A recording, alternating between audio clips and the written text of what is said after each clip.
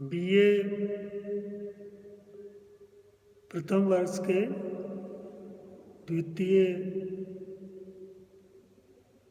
प्रश्न पत्र में आज हम हिंदी की उत्पत्ति के बारे में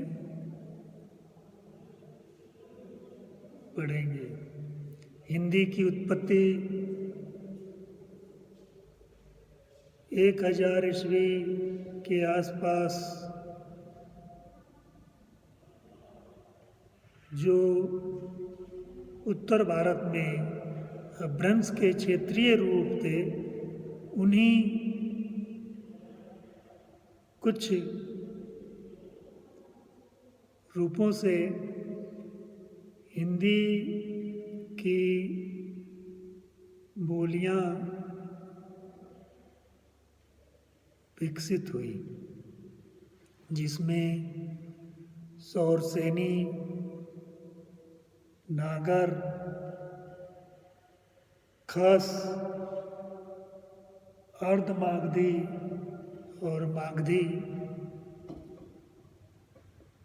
का विशेष योगदान है। मैंने बताया था कि पश्चिमी हिंदी, जिसमें हरियाणवी या बांगुरू, ब्रज, बुंदेली, कनौजी और खड़ी बोली आती हैं, इनकी उत्पत्ति सौरसेनी अपभ्रंश के पश्चिमी रूप से हुआ। नागर अपभ्रंश से राजस्थानी हिंदी की उत्पत्ति हुई, जिसकी 4 मुख्य बोलियां हैं: जयपुरी या ढूढ़ाड़ी,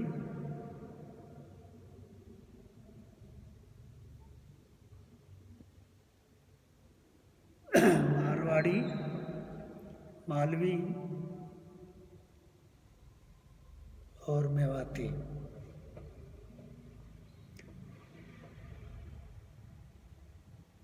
इसी तरह से खस अपभ्रंश से पहाड़ी हिंदी की बोलियां उत्पन्न हुई, जिसमें कुमायूनी, गढ़वाली और हिमाचली हैं। अर्धमागधी से पूर्वी हिंदी समूह की बोलियों की उत्पत्ति हुई, जिसमें अवधी, बघेली और छत्तीसगढ़ी मुख्य रूप से हैं। फिर और हम पूरब की तरफ बढ़ते हैं तो अर्धमागधी अपभ्रंश से, अर्धमागधी से तो ये 3 पूर्वी हिंदी की बोलियां विकसित हुई: बघेली, छत्तीसगढ़ी और अवधी। और हम आगे जाते हैं तो मागधी अपभ्रंश से बिहारी हिंदी की बोलियां विकसित हुई।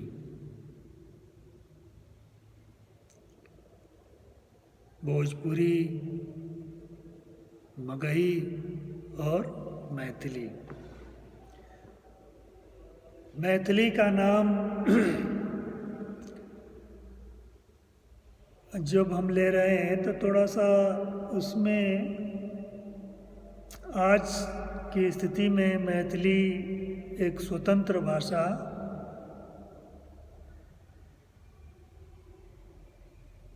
के रूप में मान्यता प्राप्त कर चुकी है। उसे संविधान की 8वीं अनुसूची में सम्मिलित कर लिया गया है। उसने अपनी लिपि, कैथी लिपि को स्वीकार कर लिया है। कैथी लिपि में वो लिखी जाती है और लिपि होने से वह जो है एक स्वतंत्र भाषा के रूप में बड़ी सहजता से संविधान में संविधान की 8वीं अनुसूची में सम्मिलित हो गई और वो एक राजभाषा राष्ट्रभाषा के तहत वो आ गई। कहने का मतलब ये है कि जो 8वीं अनुसूची में जितनी भाषाएं हैं वे सारी की सारी भाषाएं राष्ट्रभाषा हैं, और उन्हीं में से हिंदी जो है, जिसकी अभी मैंने चर्चा की 18 बोलियों की, वह हिंदी जो है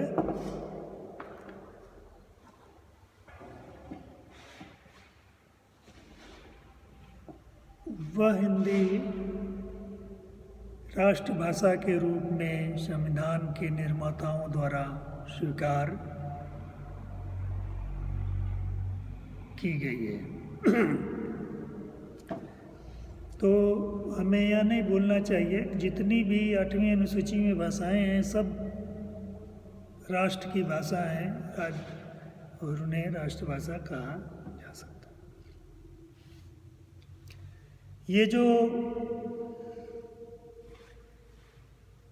भाषाएं और बोलियां हैं वे प्रादेशिक भेद हैं हिंदी के। एक तरह से ये हिंदी के मोहल्ले हैं। इनमें से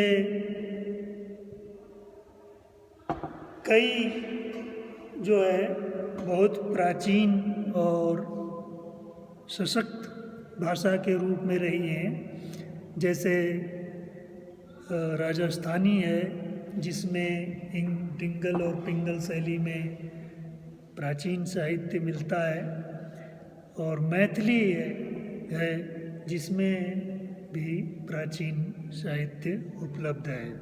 इसके अलावा अवधी ब्रजभाषा का जो रूप है वो भी बहुत ही विख्यात रहा है। अवधी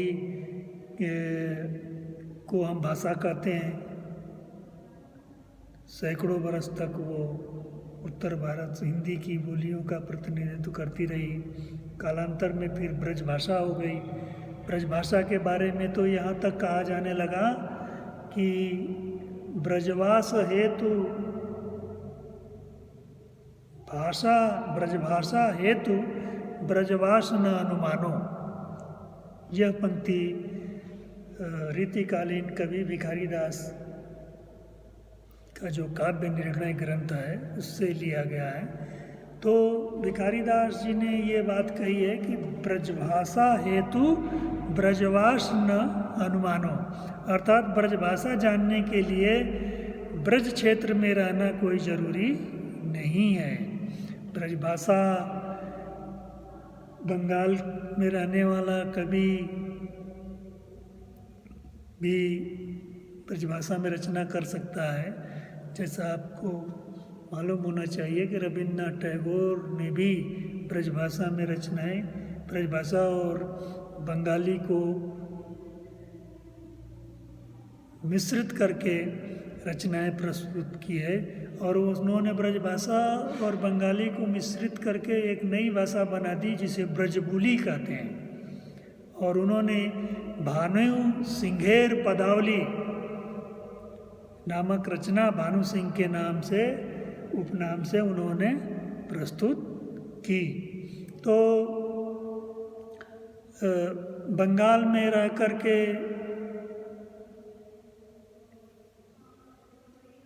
रविन्द्रनाथ टैगोर, पंजाब में रह कर के नानक, महाराष्ट्र में रह कर के नामदेव ज्ञानदेव, गुजरात में नरसिंह मेहता और उत्तर भारत में कबीर सूर तुलसी तो है ही।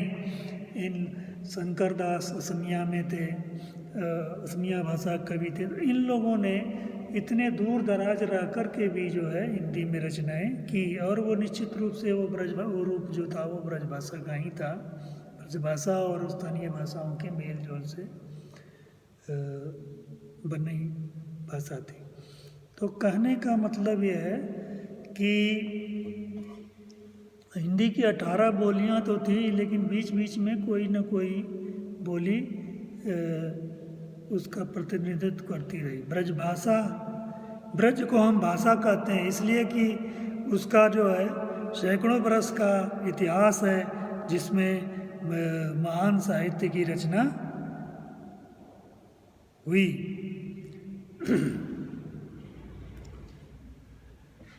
तो साधारणतः हिंदी से आशय उसके सभी प्रादेशिक भेदों का समूह है, लेकिन कालांतर में परिनिष्ठित हिंदी, मानक हिंदी, खड़ी बोली जिसे हम कहते हैं, वो उसके लिए सहारनपुर, मेरठ, मुजफ्फरनगर, दिल्ली तथा दिल्ली के आसपास में बोली जाने वाली खड़ी बोली जो है आगे बढ़कर आई, और उसने जो है फिर समस्त 18 बोलियों का प्रतिनिधित्व एक राजभाषा के रूप में किया, भाषा के रूप में किया। तो आज समाचार पत्र, रेडियो, दूरदर्शन तथा शासन की भाषा राजभाषा के रूप में, राष्ट्रभाषा के रूप में, प्रदेशों में राजभाषा तो है ही, देश में राष्ट्रभाषा के रूप में जिसे स्वीकृति मिली है उससे हम हिंदी, उसी को हम हिंदी कहते हैं। संपूर्ण हिंदी प्रदेश में परिनिष्ठित या मानक हिंदी लिखी, बोली और